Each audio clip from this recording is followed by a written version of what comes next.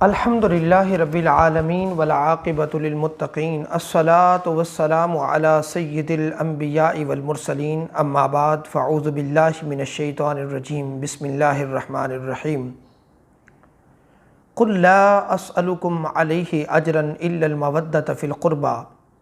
ومن یقترف حسنۃ نزد لہ فیہا حسنا ان اللہ غفور شکور صدق اللہ العظیم۔ سامعین و ناظرین، آج کافی عرصے کے بعد آپ کی خدمت میں ایک نئے موضوع کے ساتھ حاضر ہیں، اور وہ ہے شان عظمت اہل بیت یا عظمت شان اہل بیت رضوان اللہ تعالی علیہم اجمعین۔ جس آیت مقدسہ کی میں نے تلاوت کی وہ سورہ شورا کی آیت نمبر 23 کا کچھ حصہ ہے، جس میں اللہ رب العزت نے ارشاد فرمایا کہ میرے محبوب آپ ان سے کہہ دیجئے کہ میں تم سے کسی اجر کا سوال نہیں کرتا، الا المودۃ فی القربى، میں ایک ہی سوال کرتا ہوں کہ میری قرابت کی وجہ سے مجھ سے محبت کرنا۔ اور اس کے آگے جو میں نے ٹکڑا تلاوت کیا اس میں اللہ پاک نے ارشاد فرمایا، اور جو شخص نیکی کرے گا ہم اس کے نیکی کے حسن کو دوبالا کر دیں گے، اور بے شک اللہ بہت بخشنے والا اور بہت قدر کرنے والا ہے۔ سب سے پہلے اس آیت کریمہ کا شان نزول کیا ہے، وہ یہ کہ حقیقت میں حضور تاجدار کائنات صلی اللہ علیہ وآلہ وسلم پر اللہ رب العزت نے جو قرآن پاک نازل فرمایا، اس میں رب کائنات نے بے شمار چیزوں کا ذکر کیا، اپنی ہدایات کا ذکر کیا، اپنی الوہیت کا ذکر کیا، اپنی توحید کا ذکر کیا، پھر اس کے اندر احکامات کا ذکر کیا، حشر نشر کا ذکر کیا، حساب و کتاب کا ذکر کیا، جنت اور دوزخ کا ذکر کیا، اور حضور تاجدار کائنات صلی اللہ علیہ وآلہ وسلم کو یہ کہا کہ آپ اس کی تبلیغ کریے۔ آقا دو جہاں صلی اللہ تعالی علیہ وآلہ وسلم اس کی تبلیغ کے لیے نکلتے، کبھی پتھر مارے جاتے، کبھی کانٹے بچھائے جاتے، کبھی آپ کے سارے خاندان سے قطع تعلقی کر لی جاتی، مقاطعہ کر لیا جاتا، صعوبتیں برداشت کی، پریشانیاں اور مشکلوں سے گزرے۔ کوئی یہ سوچ سکتا تھا کہ حضور پاک صلی اللہ علیہ وآلہ وسلم یہ جو صعوبتیں برداشت کر رہے ہیں، اس پر ان کے لیے کچھ نہ کچھ اجر تو ہوگا، کوئی نہ کوئی ان کو صلہ تو دیا جا رہا ہوگا، کچھ نہ کچھ ان کو انعام و اکرام اس پر دیا جا رہا ہوگا۔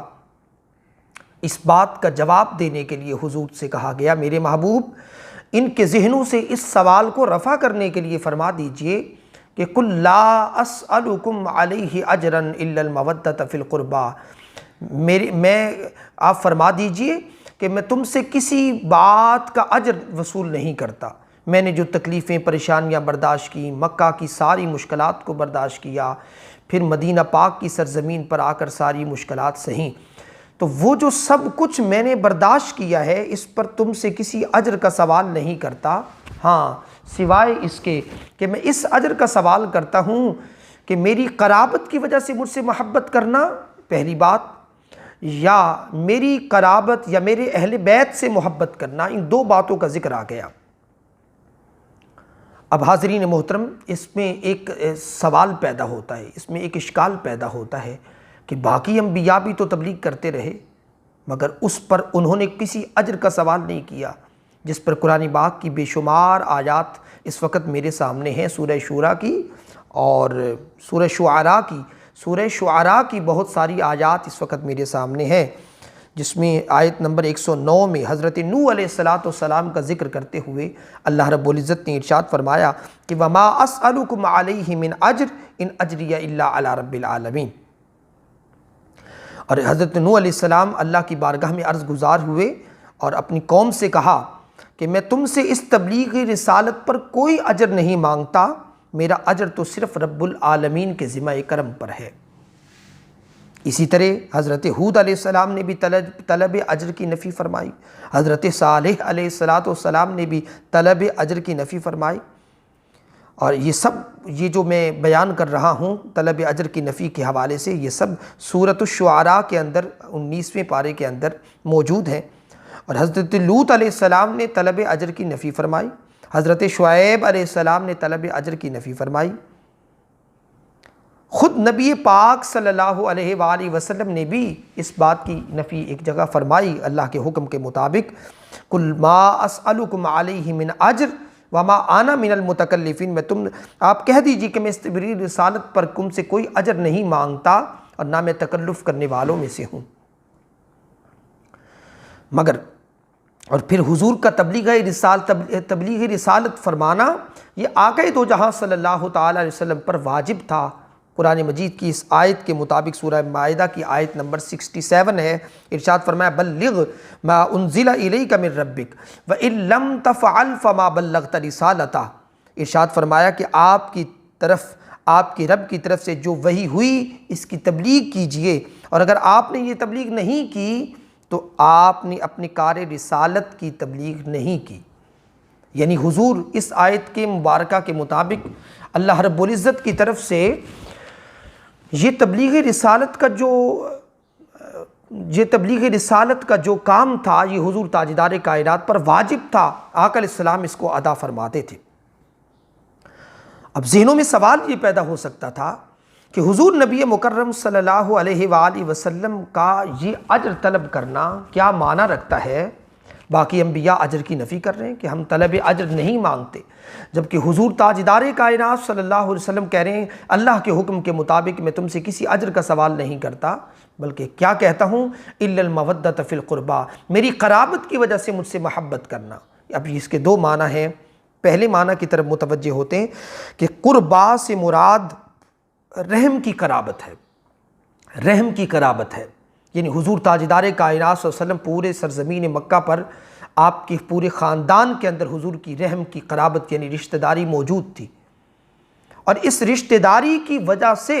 حضور اپنے خاندان والوں سے کہہ رہے تھے کہ دیکھو بھئی باقی میری حفاظت کر رہے ہیں باقی قبائل، اور اپنے خاندان کے لوگ اگر میری حفاظت نہ کریں، میری قرابت نہ کریں، میری قرابت کی وجہ سے مجھ سے محبت نہ کریں، تو فرمایا کہ تمہارا زیادہ حق ہے کہ تم میرے قربت دار ہو، میرے رشتہ دار ہو، رحم کی قرابت کی وجہ سے یہ جو فریضہ دین میں پہنچانے کے لیے آیا ہوں اس میں تم میرے زیادہ مددگار بھی ہو اور میرے زیادہ راجے بھی ہو۔ اور اس قول کو حضرت ابن عباس رضی اللہ عنہ اس آیت کی تفسیر میں حضرت ابن عباس رضی اللہ تعالیٰ عنہ فرماتے ہیں کہ تمام قریش میں رسول پاک صلی اللہ علیہ وسلم کی قرابت تھی، جب قریش نے آپ کی رسالت کی تکذیب کی اور اتباع کے انکار کیا تو آپ نے فرمایا اے میری قوم جب تم نے میری اتباع کرنے سے انکار کر دیا تو میرے اندر جو میری قرابت تمہارے اندر جو میری قرابت ہے اس کی حفاظت کرو، یعنی اس قرابت کی وجہ سے مجھے اذیت نہ دو، مجھے نقصان نہ پہنچاؤ، اور تمہارے علاوہ دوسرے قبائل میری حفاظت کرنے میں اور میری مدد کرنے میں زیادہ راجے نہیں ہیں، یعنی تم پر زیادہ حق ہے کہ تم میری قرابت کی وجہ سے مجھ سے محبت کرو۔ اب اس کو اگر ہم کنکلیوڈ کریں تو یہ بنے گا کہ آقا دو جہاں صلی اللہ تعالی وسلم کی جو پہلی اس آیت سے بات نکل رہی ہے وہ یہ کہ حضور چونکہ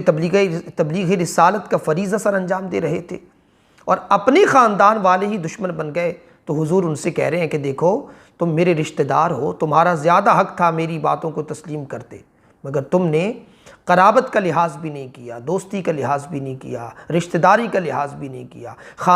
ایک خاندان ہونے کا لحاظ بھی نہیں کیا، اور میری ذات سے اور میری رسالت سے انحراف کر رہے ہو، تو تم سے دوسرے قبائل زیادہ راجے نہیں ہیں، بلکہ تمہارا زیادہ حق ہے کہ تم میری حفاظت بھی کرو اور مجھ پر ایمان بھی لاؤ۔ اب وہ سوال کہ باقی انبیاء نے آقا علیہ السلام کے مد مقابل اجرت کی طلب کی نفی فرمائی، جبکہ حضور یہاں اجرت کی طلب کی نفی نہیں بلکہ اجرت مانگ رہے ہیں۔ اب اس سے مراد وہ اجرت نہیں ہے جو معروف اجرت ہے، اور معروف اجرت ہوتی ہے دولت ہے، عزت ہے، سونا ہے، چاندی ہے، مقام ہے، مرتبہ ہے۔ آقا علیہ السلام ان سے یہ نہیں مانگ رہے، بلکہ حضور تاجدار کائنات صلی اللہ علیہ وسلم مال و دولت، سونا چاندی اور دیگر قیمتی چیزوں کے علاوہ جس اجر طلب کا ان سے سوال کر رہے ہیں وہ قرابت کی وجہ سے ہے، اور تمام قبائل عرب کے اندر حضور کی رشتہ داری اور قرابت موجود تھی۔ اور اس سے دوسرا قربا سے دوسرا جو معنی لیا جاتا ہے وہ یہ کہ حضور یہ کہنا چاہ رہے ہیں کہ میری قرابت کی وجہ سے مجھ سے محبت کرنا، اٹ مینس کہ میرے اہل بیت سے محبت کرنا۔ قربا کا دوسرا معنی اہل بیت کی محبت ہے،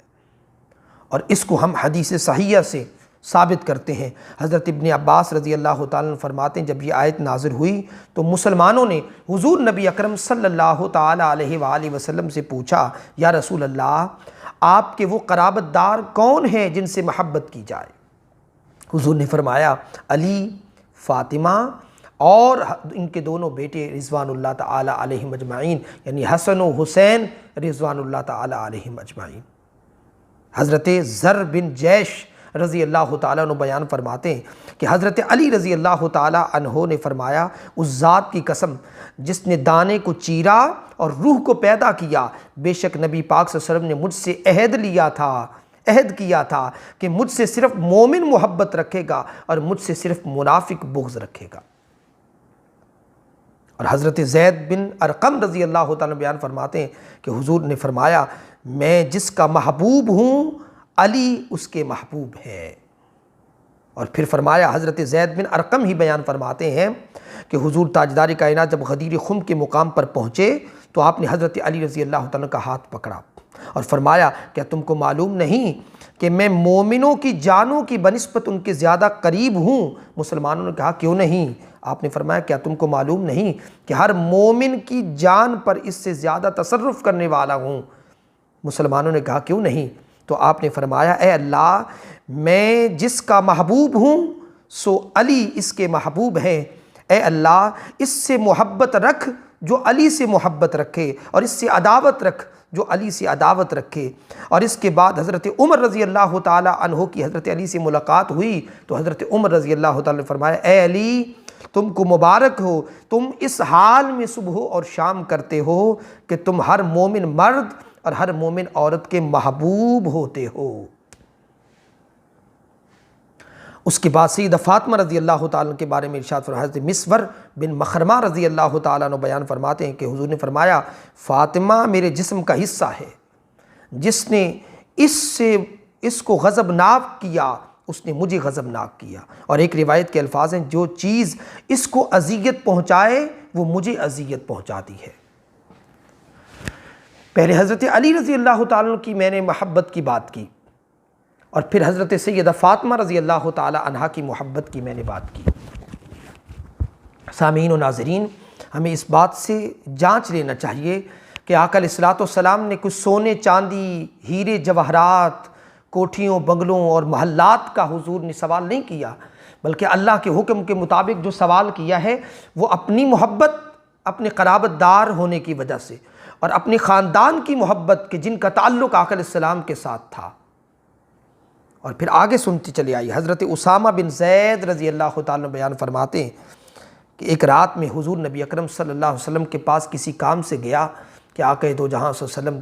سے میں نے وہ کام کہا، میں فارغ ہو گیا، میں نے دیکھا حضور کی چادر کے اندر کچھ تھا۔ میں نے آقا سے پوچھا، یا رسول اللہ، اس چادر تطہیر کے اندر کیا ہے؟ تو حضور نے اپنی چادر کھول کر دکھایا کہ آپ کی گود میں ایک طرف حسن تھے، ایک طرف حسین رضی اللہ تعالیٰ عنہ کی ذات گرامی تھی، اور آپ نے فرمایا یہ دونوں میرے بیٹے ہیں اور میری بیٹی کے بیٹے ہیں، اور عرض کرنے لگے اللہ کی بارگاہ کے اندر کہ اے اللہ، میں ان دونوں سے محبت کرتا ہوں، تو بھی ان سے محبت کر، اور اس سے بھی محبت کر جو ان دونوں سے محبت کرے۔ اب خود یہاں سے اندازہ کر لیجئے کہ حضور حسن و حسین رضوان اللہ تعالی علیہم اجمعین سے محبت کو اپنی محبت جان رہے ہیں۔ ہم اللہ کی محبت کے روادار ہیں تو اللہ پاک فرماتا ہے نا، حضور کی اتباع کرو، آقا علیہ السلام کی پیروی کرو۔ جب حضور تاجدار کائنات کی پیروی کرو گے تو میں تمہیں اپنا محبوب بنا لوں گا۔ قل ان کنتم تحبون اللہ فاتبعونی یحببکم اللہ۔ تم اللہ سے محبت کرنے کے دعوے کرتے ہو، اگر تم اللہ کی محبت کا دعویٰ رکھتے ہو تو حضور کی پیروی کرو۔ حضور کی پیروی کیا ہے؟ آقا کی سنتوں پر عمل کرنا، آقا کی احادیث پر عمل کرنا، آقا کے کہے ہوئے الفاظ کے ساتھ محبت کرنا، اور حضور کا یہ کہنا کہ میں ان سے محبت کرتا ہوں، باری تعالیٰ تو بھی ان سے محبت کر، اور اس سے بھی محبت کر جو ان سے محبت کرے۔ رب کہتا ہے کہ حضور کی اتباع کرو، اور آقا علیہ السلام اللہ کی بارگاہ میں عرض کر رہے مولا میری اتباع ادا ہو جائے گی کہ جب کوئی حسن و حسین اور میرے اہل بیت سے محبت کرے گا تو میری اتباع اور پیروی ادا ہو جائے گی۔ آپ کہیں گے اس بات کا سوال کیا ہے، اس بات کا جواب کیا ہے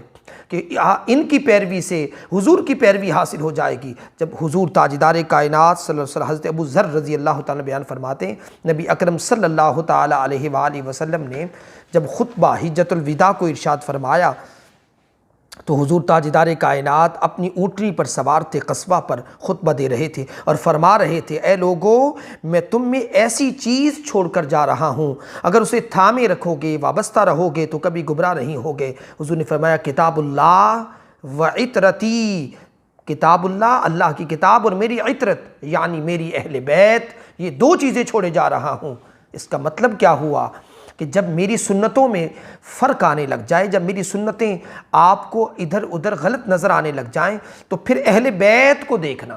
اہل بیت جو کچھ کر رہے ہیں وہ سب وہ میری سنت کے اندر شامل ہے، وہ میری ذات کے اندر شامل ہے۔ اٹ مینس کہ جو کچھ اہل بیت کر رہے ہیں وہی میں کرتا ہوں، اور جو میری سنتوں پر عمل کرنے لگ جاتا ہے وہ اللہ کا محبوب بن جاتا ہے۔ تو دو چیزیں تم میں چھوڑے جا، جامع ترمذی کی حدیث پاک ہے، ایک اس کے مد مقابل ایک اور حدیث بھی ذکر کی جاتی ہے، مگر اس سے معتبر یہ ہے کہ کتاب اللہ و سنتی، کتاب اللہ چھوڑے جا رہا ہوں اور سنت، میں اپنی سنت کو چھوڑے جا رہا ہوں۔ اس سے بڑھ کر معتبر یہ حدیث پاک ہے، میں کتاب اللہ و عطرتی، کتاب چھوڑے جا رہا ہوں اور اپنی عطرت کو چھوڑے جا رہا ہوں۔ اور حدیث پاک میں آتا ہے، حضرت ابو ذر رضی اللہ تعالیٰ عنہ بیان فرماتے ہیں کہ حضور نے فرمایا سنو تو میرے اہل بیت کی مثال ایسے ہے جیسے حضرت نوح علیہ السلام کی کشتی تھی، جو اس میں سوار ہو گیا وہ نجات پا گیا، اور جس نے اس کو چھوڑ دیا وہ ہلاک ہو گیا۔ اب آئیے حسن و حسین رضی اللہ تعالی عنہم کی فضیلت پر چند احادیث آپ کے سامنے ذکر کرنا چاہتا ہوں۔ سیدہ فاطمہ رضی اللہ تعالی عنہ بیان فرماتی ہیں کہ آقا علیہ السلام کے وصال کا وقت قریب تھا تو حضور تاجدار کائنات کے پاس میں اپنے دونوں صاحبزادوں کے ساتھ حاضر ہوئی تو میں نے عرض کیا آقا یا رسول اللہ انہیں اپنی وراثت میں سے حصہ عطا فرمائیں۔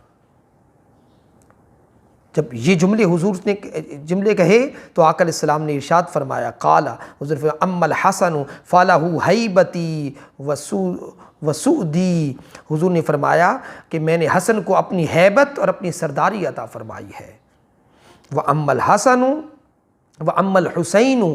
فلہ جرتی وجودی، اور میں نے حسین کو اپنی جرت اور اپنی سخاوت کی وراثت عطا فرمائی۔ حسن کے لیے حضور نے ہیبت اور سرداری کا جملہ استعمال فرمایا، اور حسین کے لیے جرت اور سخاوت کا پہلو اختیار فرمایا، اور یہی سخاوت کا پہلو آپ کی اولاد پاک حضرت امام حسین رضی اللہ تعالی عنہ کی ذات پاک سے ریلیٹڈ حضرت امام زین العابدین رضی اللہ تعالی عنہ کی ذات میں بھی پایا جاتا ہے۔ فرزدق نے جب خانہ کعبہ کے اندر حضرت امام زین العابدین رضی اللہ تعالی عنہ کا جاہ و جلال دیکھا کہ آپ آئے ہیں، تو خانہ کعبہ کے اندر لوگوں نے جگہ چھوڑ دی ہے، جبکہ اس سے پہلے بنو امیہ کا بادشاہ داخل ہو رہا تھا مگر اس کے لیے جگہ نہیں چھوڑی گئی۔ جب اس نے یہ شان اور مرتبہ دیکھا تو اس نے آپ کی تعریف میں اشعار کہے، جب اس نے آپ کی تعریف میں اشعار کہے تو حضرت امام زین العابدین رضی اللہ تعالی عنہ صاحبزادے تھے حضرت امام حسین رضی اللہ تعالی عنہ کے، تو آپ نے کچھ دینار آپ کی فرزدق کی جو ہے نا فرزدق کی اس تعریف جو آپ کی تھی اس کے تحفے میں بھیجے، تو اس نے کہا میں قبول نہیں کرتا، میں اس تحفے کو قبول نہیں کرتا، میں نے آپ کی شان میں نے پہلے بڑوں کے قصیدے کہے، اب آپ کی شان میں نے یہ قصیدہ کہا ہے تو میں اس پر کوئی اجر طلب نہیں کرتا۔ تو فرمایا کہ تم طلب نہیں کرتے مگر جب ہم اہل بیت عطا کر دیتے ہیں تو واپس نہیں لیتے۔ یہ سخاوت کا عالم تھا۔ اور شان اہل بیت اطہار کے حوالے سے میں چند احادیث اور ذکر کرنا چاہتا ہوں۔ حدیث پاک میں آتا ہے کہ حضرت ایک دفعہ آقا علیہ السلام نے ایک کندھے پر حسن اور دوسرے پر حسین کو سوار کر رکھا تھا، تو چلتے جا رہے تھے تو حضرت فاروق اعظم رضی اللہ تعالی عنہ نے کہا صاحبزادو مبارک ہو تمہیں کتنی اعلیٰ سواری مل گئی۔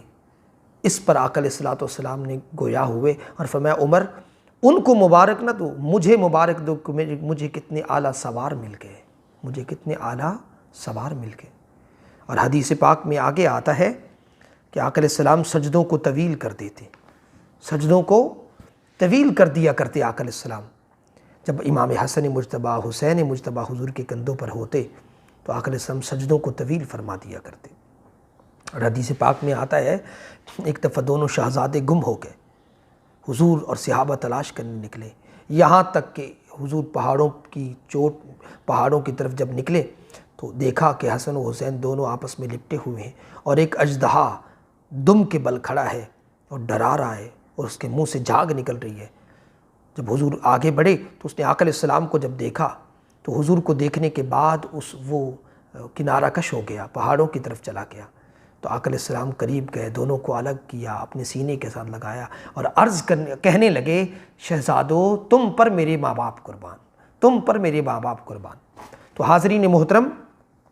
اسی طرح آقا دو جہاں صلی اللہ تعالی وسلم سیدہ فاطمہ رضی اللہ تعالی عنہا سے بھی فرمایا کرتے تھے بیٹی فاطمہ تجھ پر میرے ماں باپ قربان، تجھ پر میرے ماں باپ قربان۔ تو کہنے کا مطلب یہ ہے کہ اہل بیت اطہار کی محبت اس قرآن مجید کی آیت کی روح سے ہم پر واجب ہے۔ ہمیں چاہیے کہ ہم نماز پڑھتے ہیں تو اہل بیت کے اطہار کا ذکر آتا ہے، ان کے درود کے بغیر نماز مکمل نہیں ہوتی۔ پھر آقا علیہ الصلوۃ والسلام کی بارگاہ اقدس کے اندر جو ان کی قربت اور منزل تھی کہ حضور کہا کرتے تھے کہ یہ میرے بیٹے ہیں، جب سیدہ فاطمہ کے گھر جاتے تو انہیں سونگتے یہ میرے پھول ہیں، یہ جنت کے پھول ہیں۔ اور پھر ان کے ناموں کو آقا علیہ السلام نے پہلے کا نام حسن دوسرے کا نام حسین رکھا، اور ان دونوں کے نام کا جو مادہ ہے وہ حسنا ہے، اور حسنا کا مطلب ہوتا ہے بہترین انجام، یعنی شہادت کا بہترین انجام۔ تو آقا علیہ السلام جب پیدا ہوئے تو ان دونوں کو اپنی وہ شہادت کا جو باب حضور کا نام مکمل تھا، اس باب کو مکمل کرنے کے لیے آقا دو جہاں صلی اللہ تعالی وسلم نے امام حسن مجتبیٰ رضی اللہ تعالی عنہ کو شہادت سری کا جوہر عطا فرمایا، اور حضرت امام حسین رضی اللہ تعالی عنہ کی شہادت جہری کا جوہر عطا فرمایا۔ سری چھپی ہوئی شہادت کو کہتے ہیں۔ آج تک کسی کو معلوم نہیں کہ آپ کی حضرت امام حسن رضی اللہ تعالیٰ کی کئیوں کو یعنی خاص لوگوں کو پتہ ہے، یعنی اتنی زیادہ شہرت اور دوام نہیں ہے کیونکہ چھپی ہوئی۔ تو اس حضرت امام حسن مجتبیٰ کی شہادت کئیوں کے نزدیک 28 سفر ہے، کئی ربیع الاول کے اندر اس کو لے کے جاتے ہیں، کیونکہ 5 ربیع الاول کہتا ہے، کوئی ربیع الاول کے مہینے کو بیان کرتے کہ آپ کی شہادت ربیع الاول کے مہینے کے اندر، جبکہ حضرت امام حسین رضی اللہ تعالیٰ کو حضور تاجدار کائنات کے شہادت جہری کا فیض چونکہ ملا، اور شہادت جہری کے فیض کی وجہ سے آقا دو جہاں صلی اللہ تعالی علیہ وآلہ وسلم کو اللہ رب العزت حضرت امام حسین رضی اللہ تعالیٰ کو اتنی دوام کے ساتھ آپ کی شہرت ہوئی کہ آج تک کسی شہادت کا وہ چرچا نہیں سنا جو حضرت امام حسین رضی اللہ تعالیٰ کی شہادت کا ہے۔ اللہ تعالیٰ سے دعا ہے کہ ہم سب کو عظمت شان اہل بیت سمجھنے اور ان سے محبت کرنے، اس خاندان سے محبت کرنے کی توفیق عطا فرمائے، اور انہی الفاظ کے ساتھ اکتفا کرتے ہیں۔ میری ویڈیوز اگر آپ کو پسند آئیں تو چینل کو ضرور سبسکرائب کیجئے گا، ویڈیوز کو لائک اور شیئر کیجئے گا، تاکہ اس جو ہے وہ دینی تبلیغ کے اندر اور دین کے اس فریضے کے اندر جو اللہ رب العزت نے علماء کے اوپر ڈالا ہے اس کے اندر میں اور آپ شامل ہو جائے۔ انہی الفاظ کے ساتھ اجازت دیجیے، اللہ حافظ۔